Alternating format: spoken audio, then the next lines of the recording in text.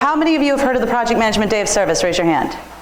Awesome. Wow. See, I'm telling you, we're getting around.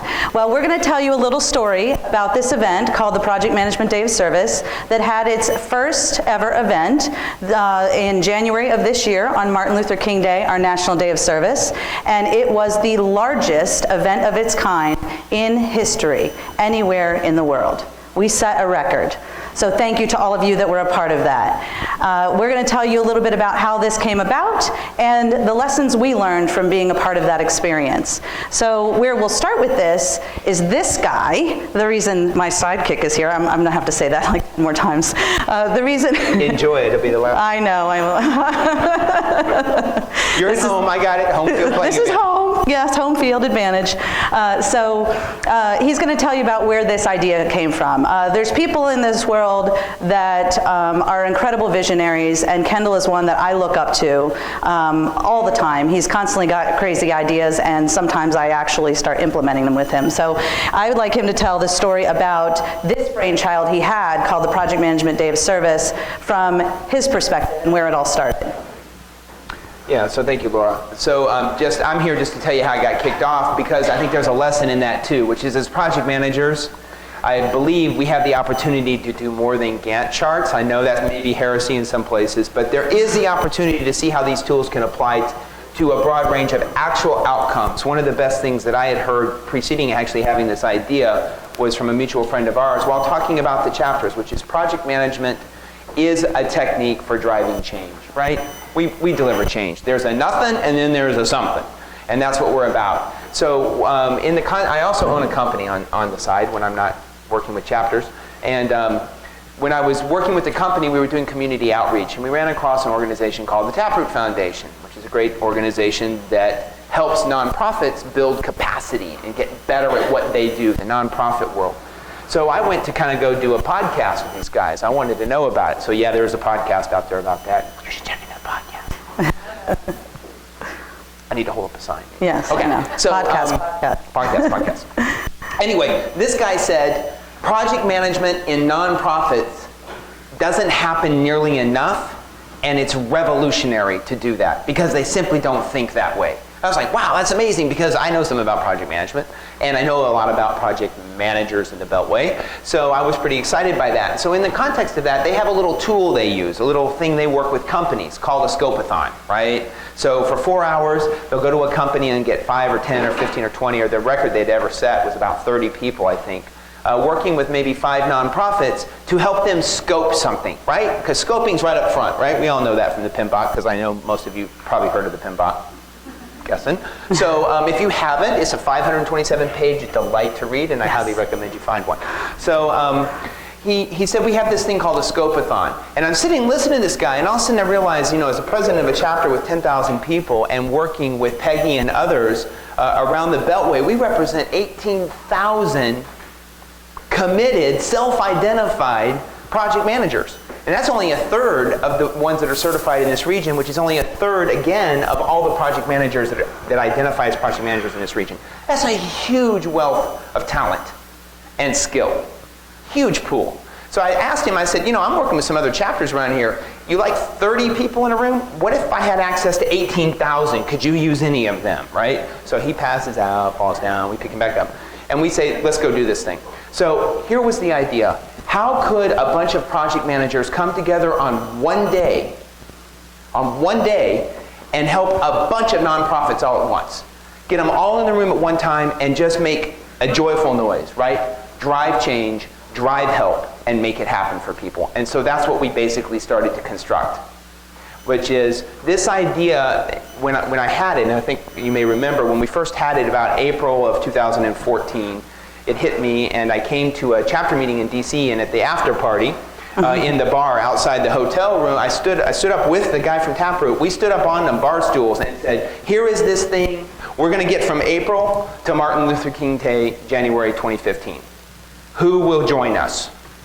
Who will help make it so that when you hear pro bono, which is providing your skills as a project manager to nonprofits, this is different. We're not painting houses, we're not picking up trash.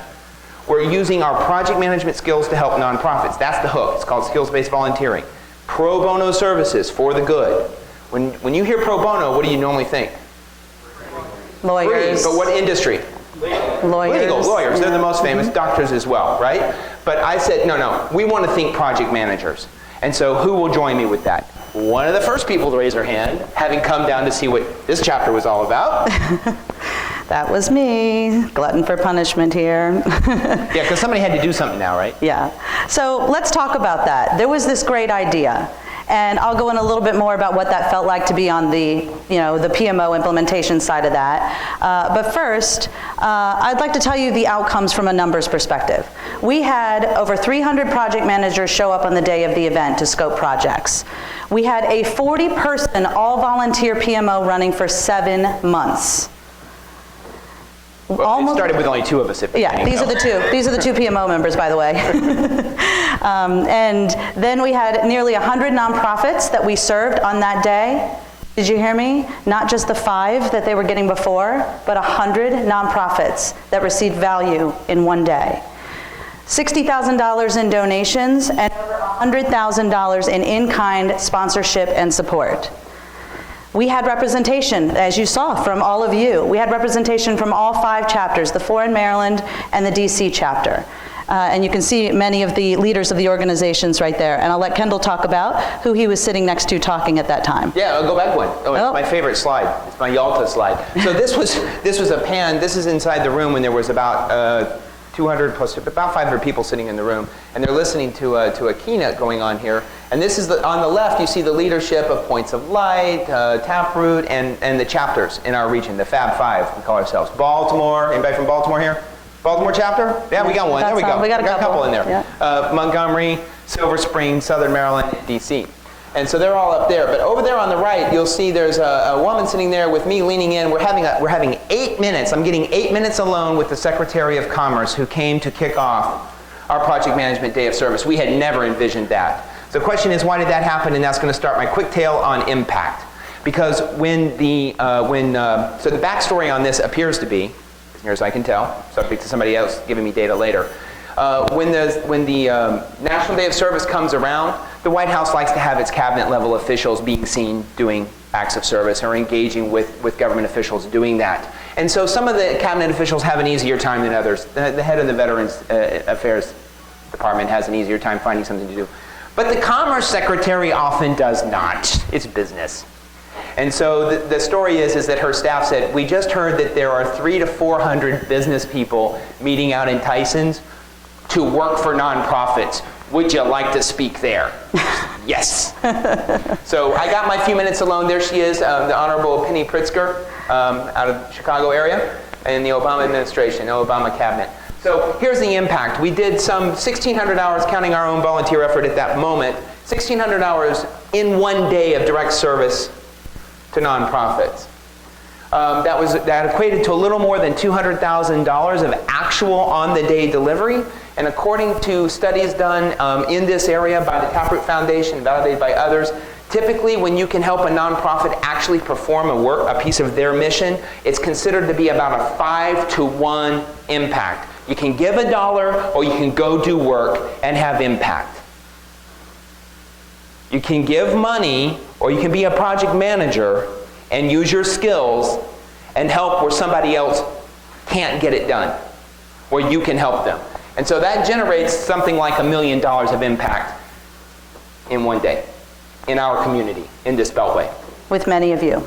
Yeah, well, apparently, yeah. Yeah. One of the interesting things was the first place we announced formally that the PMO was actually up and running and ready to take volunteers was Montgomery County chapter, actually. That was actually where we kind of kicked it all off. So congratulations and thank you as well.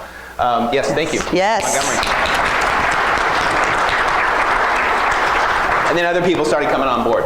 So actually that last sentence is really what Laura owns. It was one thing to have the vision, it's one thing to see why we should be doing it, and we can talk about that call to action.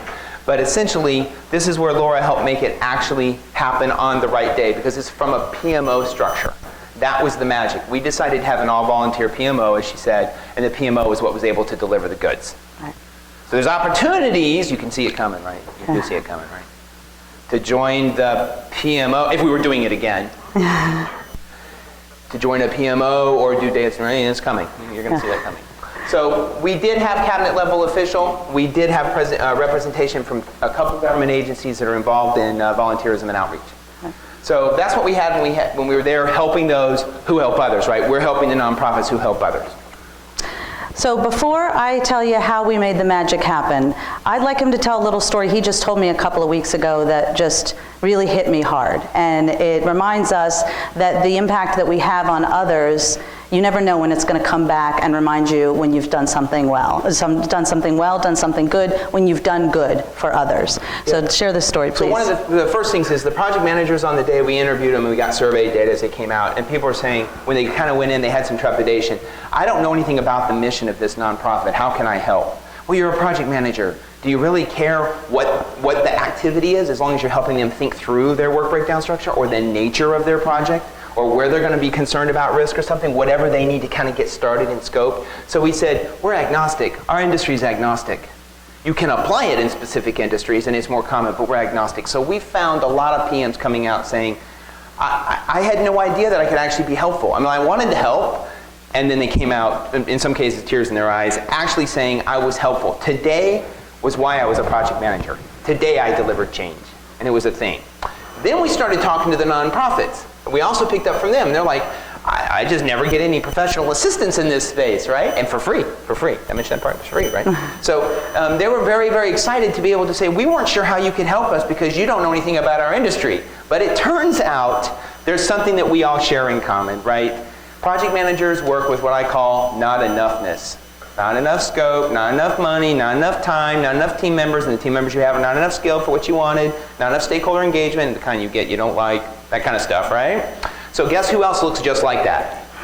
Nonprofits. Never enough money, right? Never enough time to do their mission, never enough staff, and that's where we step in and we're helpful. So the nonprofits loved it. What she's referring to, I think there's two elements here. What she's referring to is about 2 weeks ago I was taking some training and coaching so that I can go be a professional coach, and we all had to talk a story related to our success in something. And I said, well, one day I had a vision and I worked with people, and 7 months later we had this massive thing happen this January, right?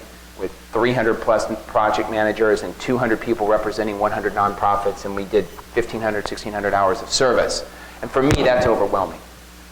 And I did my speech, explained how that fits my psychometric. I sat down. About 3 speakers later, a woman stands up and says, I'm in charge of a nonprofit. I had to merge 4 nonprofits. I'm a hard-driving person. That's why I'm in here. That's why I got to coach, why I got to lead. I'm that person, and I'm successful in that, and I really like how I'm able to merge these together. One way I got started, one day I went to this event. It was sometime back in the winter. I went to this event, and I had 4 project managers all to myself. She started to cry. She said, that has never happened. I was like, wait, hold it. Hello. Put 2 and 2 together there. And she's like, it was on some Monday on a holiday. And I was like, was the Secretary of Commerce there? And she's like, yeah. And I'm like, yeah, I was the one that introduced her. And I was like, hey, welcome, right? So the point is it can be transformational for people, not just from a sense of their heart, but because they have work to do. And what we do is help people get things done. That's what we do. We get them done, and we can help other people get them done. And how I knew we worked, and this is where I'm going to turn it back over to Laura, how I knew it worked was when I walked out to walk the government staff out, because they only were there for the morning, and then we walked them out. When I walked them out, I got behind talking to the assistant to the secretary, and a couple other officials were ahead of me, and I heard them say, you know, this is really important. This kind of skills-based volunteering with professionals is really, really important. We need more of it. And I was like, yeah, I'm going to win this one, it's going to be great. Right? And then the magic words. You know what we've got to do?